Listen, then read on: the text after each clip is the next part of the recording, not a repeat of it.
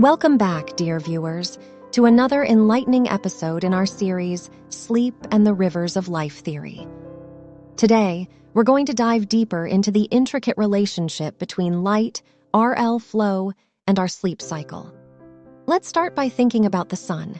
It rises in the morning, reaches its peak at midday, and sets in the evening, marking the end of the day. This cycle of light and dark helps regulate our sleep-wake cycle, also known as our circadian rhythm.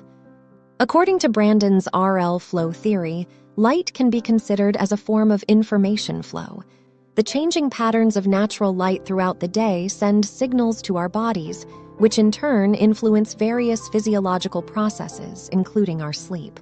But what happens when this natural light-dark cycle is disrupted? It can lead to an imbalance in our RL flow and consequently disrupt our sleep patterns. Blue light, especially, has been found to significantly affect our alertness levels and sleep-wake cycles.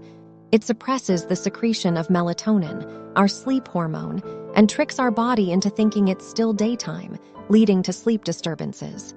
This is where light therapy comes in. It works by providing us with exposure to bright light, typically similar to natural outdoor light. This light exposure can help reset our biological clock, restoring balance to our RL flow and promoting better sleep. What's more, tailored light therapy that considers our individual biological rhythms could be even more effective. By matching the timing and intensity of light exposure to our unique needs, we can optimize RL flow for improved sleep quality. So that's a glimpse into how light affects our RL flow and sleep cycle. Remember, it's important to seek advice from a healthcare professional before starting light therapy or any new treatment.